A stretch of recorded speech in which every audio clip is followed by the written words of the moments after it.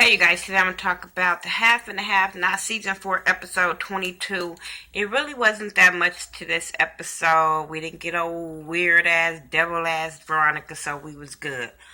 Um, let's start with, because I don't have like step-by-step notes, but we're going to talk about what happened on this episode. We can start with Catherine and Jim because they really wasn't a lot. She went to the jail to see him, and she basically just trying to stop Wyatt's money. She wants to transfer Wyatt's money back to them, so until he can go to rehab and get himself together. And I'm sitting there like, he can go get cleaned up all he want to get that money and then do back with the same thing. That's why he's in the predicament that he's in, because you guys are so controlling. You know what I'm saying? They tried to control this whole situation that he did. So that's why he in the predicament he in. When he wanted to go and confess and all that kind of stuff, y'all should have let that boy go on and deal with his demons. But it's the trip how they trying to put a lot of this blame on Jennifer and take the heat off the bullshit that they helped get this boy into this situation that he's in. I'm not, like I said, everybody has a part to play in Wyatt's situation. Them, the parents, the DA, and Wyatt. You know what I'm saying? Like, everybody plays a part, but everybody wants to point blame on everybody else. I do like how she told Jim, like, you the type of person that will pay to get things done. I'm the type of person that get things done, get my hands dirty. And I said, yeah. When she said that, I said, ain't nothing like a mama mad about her damn child. Like, when you mess with a woman's child, all game, all rules to the game is gone. Like, you mess with my kids, it's a problem. So I get that with Catherine. She did end up talking to Jim about who can they get to sign off on this or whatever. And she went to this one lady that wouldn't sign off. But Jim knows something about her. He told her to mention something about December or something. And homegirl was signed. So I guess she did with that. And a lady signed. And then Catherine called the banker dude to go transfer the money and all that kind of stuff. What happened after that? Let's go with David and Erica. She plays damsel in distress. She wears the yellow dress that, what's her name? Candace told her to wear. She did everything step by step of what Candace told her to do. She act like she didn't remember David from the previous meeting that they had in the bar. And she made it where her tire, she needed help with her tire. And so she was being a little standoffish at first or whatever. But then they end up talking. He couldn't get the tire. Somehow the tire was the little screw thing was rusted, so he couldn't get it off. So he ended up taking her where she needed to go, and then they had conversation and kind of flirted with each other a little bit. And, you know, she was just real she was flirting with him, but being real southern, kind of like a little southern belle with him, so it was attracted. He was being attracted to her. She lied and said that she was from his hometown, went to the same high school and stuff like that. So he was really attracted to her because she was being nice and she was being engaging compared to what Veronica mean ass was. It was funny when he said that he's been married for 27 years and they were talking about him getting out of jail. That shit was funny. But then he ended up dropping her off, and he asked her, can he pick her back up at 3 o'clock when she's finished or whatever, so they can get back to know each other. And after he dropped her off, he's back at the headquarters or whatever, and Oscar comes in, and Oscar said he leaving.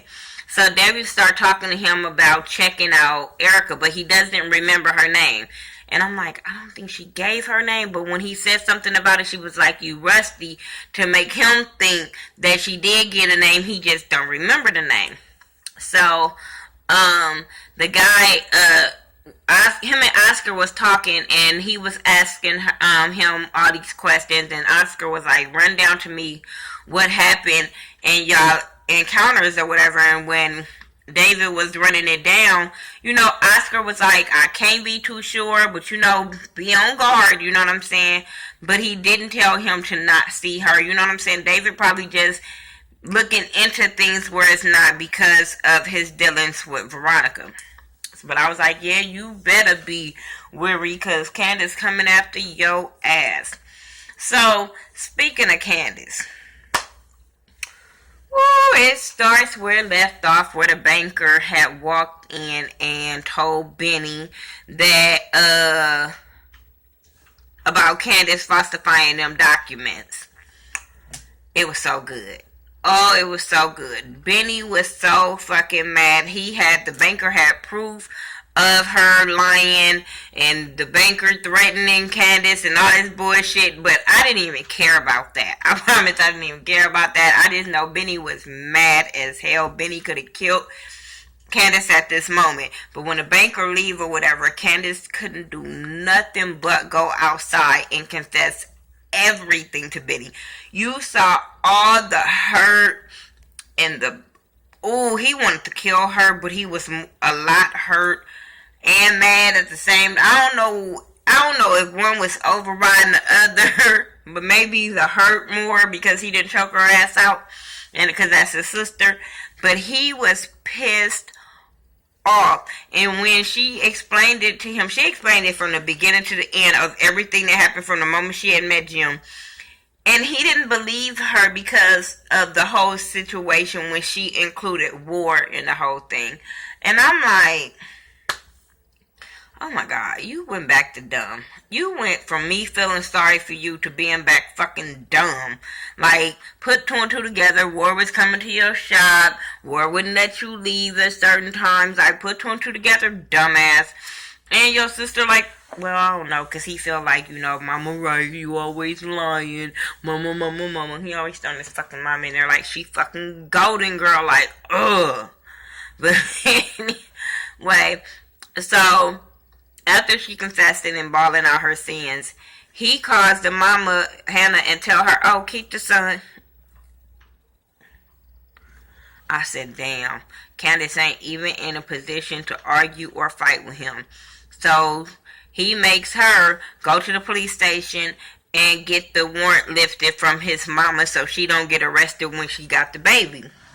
So they go to the police station, and as they trying to get this lifted, the DA calls them in her office and then calls Quita up in there and say, how Quita was saying how Candace had killed Quincy, and it was a spot, and it was a picture with a spot on the floor.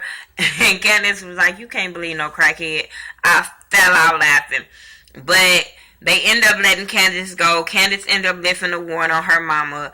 But the DA was like, go question all the neighbors up in her neighborhood, and then so we can get the warrant by the end of the day. The police goes to the goddamn nosy neighbor house, and before the police can say anything, this bitch is like, you here for the smell across the street over there? The girl, I told my son that the boy went in there, never came back. My son a cop. My daddy, what she say, her son-in-law is a cop, or somebody the chief of police, somebody police. I'm like, this bitch just tells everything. This is why I say y'all should have buried this bitch in the dirt. Like, oh my God, it's gonna get good, but I'm sitting there like, Candace can't go to jail. No, we need Candace. I don't give, like, is she going on maternity leave after she have her baby in real life? Like, because we can't get rid of Candace like that. Shit, Jim been on this motherfucking, he's still been in that same fucking cell. Why is Jim still in that same cell, but we ain't seen Ward next to him when Ward was just in there when they were talking about, did he get out? I don't know. But I'm just saying. What else? Did I miss anything from this? Oh my god. But yeah, the cop ended, the one that's sleeping with Jeffrey, he was the first cop on the scene. So he calls Jeffrey like, why is we finna do a search warrant on your homegirl house? And Jeffrey is scared shitless, but he's at the hospital with Wyatt, but he's scared shitless. So we about to see what's about to go down, and I'm ready for it. Like, I'm ready for it. I'm ready for it. Yeah, I really need to see what happens at Veronica party. She's a evil bitch. Oh, but when she yoked up Quita, I wasn't mad because I hate Quita. I'm just saying. Anyway, that's my review for the Half and a Half, not season 4, episode 22. Tell me what y'all thought about this episode. Did y'all enjoy it? It wasn't, like I said, it really wasn't that much, but it was emotional when it came to Benny and Candace. Yeah, I'm not mentioning the part where Hannah and the baby at the house and he asked, oh well, I am mentioning it. He asked was at an amusement park. He was nice and flirting with Catherine when she came home, and it was cool. Alright. Follow me on all social media about Thaghettoview, THA, not THE. Peace.